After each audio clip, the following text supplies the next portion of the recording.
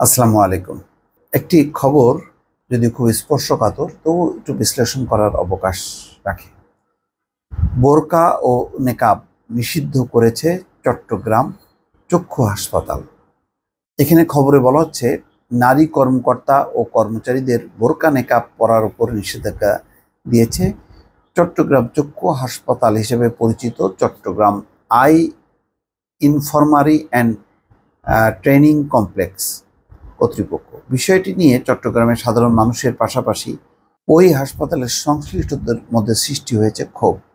গত 16ই এপ্রিল প্রতিষ্ঠানটির মানব সম্পদ ব্যবস্থাপক মোহাম্মদ কবির হোসেন স্বাক্ষরিত এক অফিস আদেশে নারী কর্মচারীদের বোরকা ও নিকাব পরা কঠোরভাবে নিষেধ করা হয়েছে।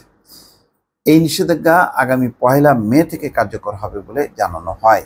Uniform policy, dress code, personal appearance standard এবং গ্রুমিং কোড শিরোনামে 3 পৃষ্ঠার অফিস আদেশে বলা হয়, আমাদের গ্রাহকদের কাছে একটি ইতিবাচক পেশাদার ভাবমূর্তি তৈরি করতে এবং রোগী ও জনসাধারণের আস্থা বাড়াতে এবং প্রাতিষ্ঠানিক শৃঙ্খলার একটি অংশ হিসাবে ব্যবস্থাপনা কর্মীদের জন্য একটি নির্দেশিকা তৈরি করেছে সিইআইটিসি অর্থাৎ ওই চক্ষু হাসপাতাল কর্তৃপক্ষ। এটি 1 মে থেকে কার্যকর করা হবে। সকলকে তাদের সহযোগিতা সম্প্রসারিত করার জন্য অনুরোধ করা হচ্ছে। ওই ড্রেস কোডের বি সেকশনের 3য় কলামের 2য় সারিতে লেখা আছে, মহিলা কর্মচারীরা মুখ ঢেকে রাখতে পারবেন না, হিজাব অনুমোদিত, ডিউটির সময় নেকাব ও বোরকা কঠোরভাবে নিষিদ্ধ। নাম প্রকাশ না করার শর্তে সিইআইটিসির একজন নারী কর্মচারী বলেন, মুসলিম নারীদের জন্য বোরকা একটি বাধ্যতামূলক ড্রেস কোড। ধর্মীয় এই পোশাকটি নিষিদ্ধ করার অধিকার কর্তৃপক্ষের নেই। এটি অতিরঞ্জিত বাড়াবাড়ি ছাড়া আর কিছুই নয়। চিঠির বিষয়ে জানতে চাইলে প্রতিষ্ঠানটির ব্যবস্থাপক মোহাম্মদ কবির হোসেন ফোন করা হলে তিনি এই বিষয়ে কথা বলতে অপারগতা প্রকাশ করেন। পরে হাসপাতালের পরিচালক অধ্যাপক রবিউল হোসেনকে ফোন করা হলে তিনি রিসিভ করেননি। এখন দুটি ব্যাপার আছে, যারা স্টাফ হবেন তারা তো অবশ্যই হিজাব তারা পড়তে পারেন, এই ব্যাপারে নেই।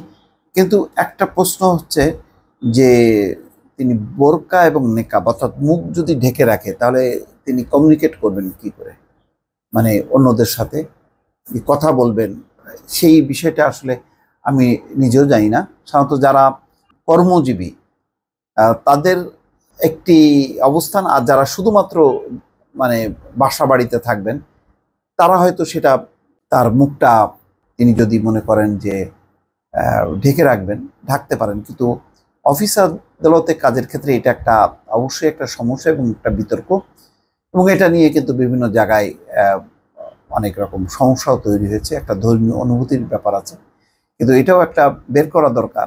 আমি শালীনতা অর্থাৎ ধর্মীয় পোশাকও পরব, আবার যাতে আমি কাজ করতে পারি, কারণ যার সাথে আমি কাজ করব, কথা বলবো, তার সাথে যদি আমি মুখোমুখি কথা বলতে না পারি, মানে তাহলে কিভাবে এটা সম্ভব? এটার ব্যাপারে আসলে একটা ধর্মীয় এই ব্যাখ্যা বিশ্লেষণ জরুরি বলে আমি মনে করছি। ভালো থাকবেন। আল্লাহ হাফেজ।